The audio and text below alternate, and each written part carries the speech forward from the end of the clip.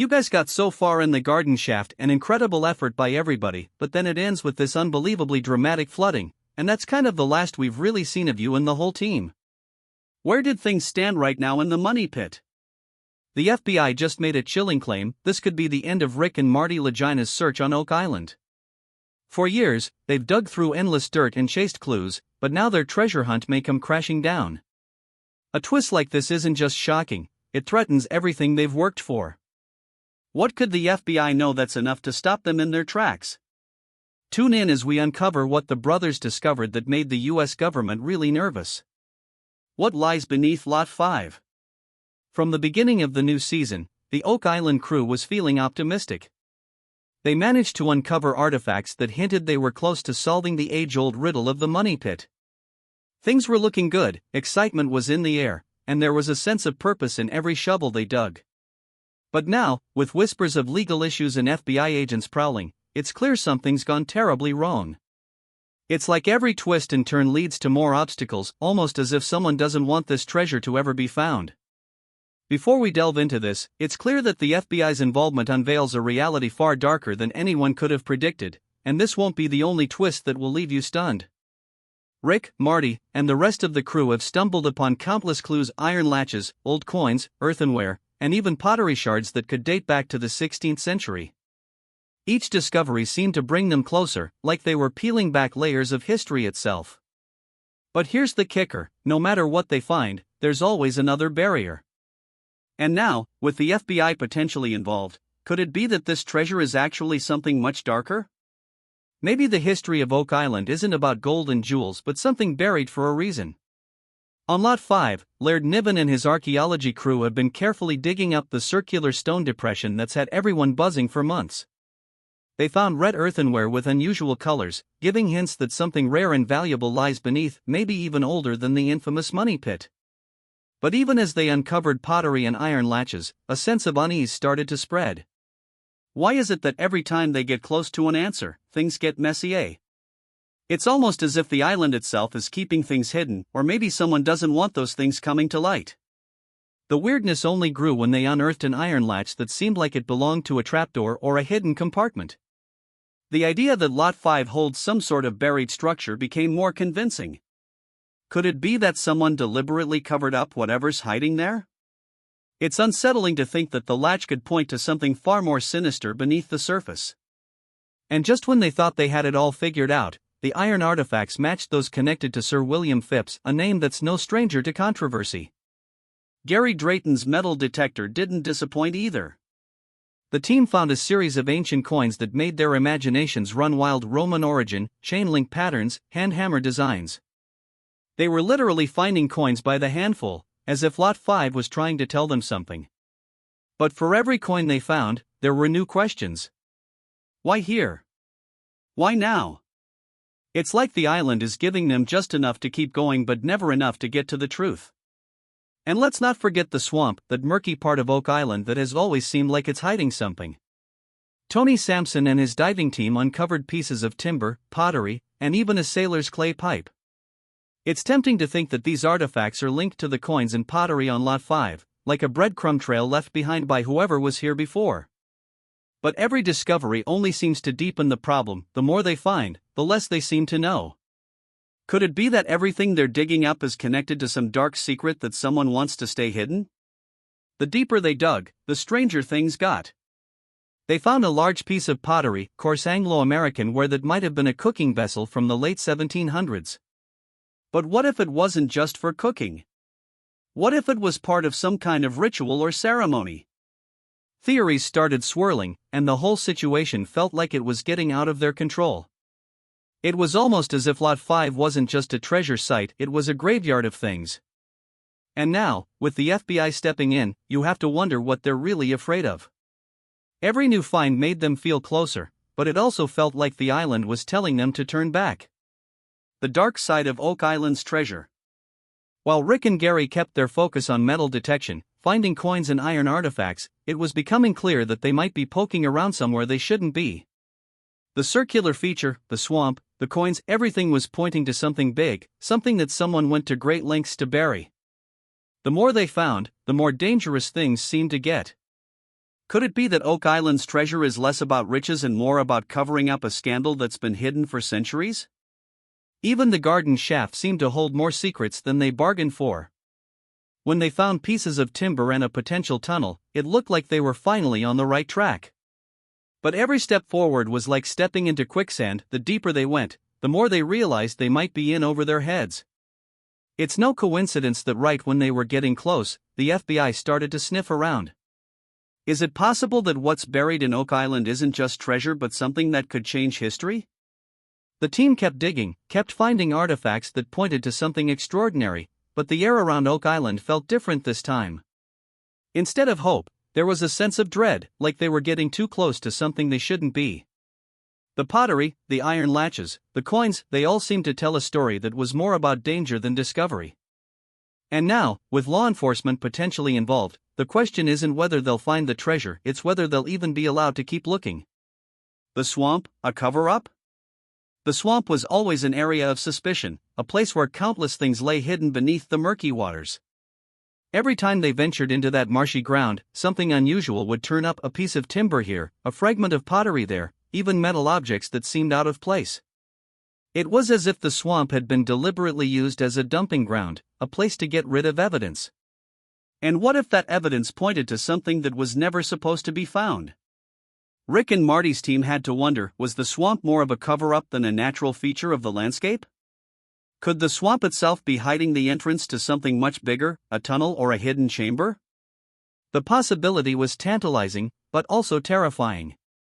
Lot 5, Layers of Mystery. Meanwhile, the findings on Lot 5 kept piling up, each one stranger than the last. The coins, pottery, and latches all hinted at a complex history, one that involved multiple layers of human activity spanning centuries. It wasn't just one group of people who had been on Oak Island, it seemed like wave after wave of settlers, explorers, and treasure hunters had come here, each one leaving their mark. But why did they all come to the same place? Was it because they knew something we didn't, or were they all chasing after the same legend, hoping to find something that others had missed? The deeper the team dug, the more it seemed like Oak Island was a magnet for those in search of something unattainable, something that was always just out of reach. The circular stone depression on Lot 5 continued to be a focal point for the crew. Laird and his archaeology team worked tirelessly to expose what lay beneath, but the deeper they went, the more questions arose. The iron latch they discovered looked like it might have once sealed a hidden compartment, maybe even a treasure vault. But as they excavated further, they realized that the latch was connected to something much larger. There were signs of a stone foundation, a structure that had been deliberately built and then buried. Who built it and why? Was it meant to protect something valuable, or was it designed to keep something dangerous locked away? Theories ranged from the practical to the paranormal, but one thing was clear, this was no ordinary hole in the ground. Each thing they found seemed to hint at more. Waiting below, pulling them to keep digging even as things got harder, tunnels built for a dark purpose. It wasn't just artifacts they were finding, it was the remnants of a story that had been buried for centuries. The pottery pieces, each with their unique glaze and design, told tales of trade and travel, of people who had been here long before the first recorded settlers. The iron latch and other metal artifacts spoke of engineering and craftsmanship, of someone who had gone to great lengths to create something that would last. But what was the purpose? Was it to hide something, to protect it, or to keep it away from prying eyes? The further they dug, the more it seemed like Oak Island was less about what was buried and more about why it was buried. The sense of unease among the crew was growing. They had come to Oak Island to find treasure, but now it seemed like they were uncovering something much more complicated. The involvement of the FBI only added to their suspicions. What could possibly be so important that federal agents would need to get involved? Was it simply about the treasure, or was there something else, something that had been hidden for so long that it was now considered a threat to national security? It was a chilling thought, but one that couldn't be ignored. If the FBI was interested, then whatever lay beneath Oak Island was more than just a few chests of gold. The garden shaft was another area that seemed to be full of secrets. The further they explored, the more they realized that the tunnels and shafts crisscrossing beneath Oak Island were more than just a random network of holes, they were part of a plan, a design that had been carefully executed. When they found pieces of timber that looked like they had been used to shore up a tunnel, it became clear that someone had gone to great lengths to ensure that whatever lay beneath the island would stay hidden. But why go to all that trouble unless there was something incredibly valuable or incredibly dangerous down there? The discovery of the tunnel beneath the garden shaft only added to the mystery. It looked like it might lead to a hidden chamber, a place where something had been stored away from prying eyes. The timber beams were old, but they were still intact, a testament to the craftsmanship of whoever had built them. But as they made their way deeper into the shaft, the sense of unease grew stronger. It was almost as if they were being watched, as if someone or something didn't want them to keep going. The involvement of the FBI only heightened that feeling. If there was nothing to hide, then why were they so interested? As they continued to dig, they found more and more artifacts that hinted at a deeper story. The iron strap, the pottery, the coins, they were all pieces of a puzzle that was becoming more complicated by the day. Each discovery seemed to raise more questions than answers. Why were there so many different types of artifacts? Why did they all seem to come from different time periods? And why were they all in the same place? The more they found, the more it seemed like Oak Island was a place where people came to hide things they didn't want anyone else to find. The more they uncovered, the more it seemed like the island was trying to tell them something. The artifacts, the tunnels, the hidden chambers, they all pointed to a story that had been buried for centuries. But what was that story? Was it about treasure, or was it about something else entirely? The involvement of the FBI suggested that whatever it was important enough to keep hidden. And if that was the case, then Rick, Marty, and the rest of the crew were in deeper than they had ever imagined. The swamp, the garden shaft, Lot 5, they were all connected, all part of a larger plan that had been put into motion long before anyone had ever heard of Oak Island. The deeper they dug, the more it seemed like they were uncovering something that wasn't meant to be found. The iron latches, the coins, the pottery, they were all clues, pieces of a problem that was more complicated than they had ever imagined. And now, with the FBI involved, it was clear that whatever lay beneath Oak Island was more than just a treasure.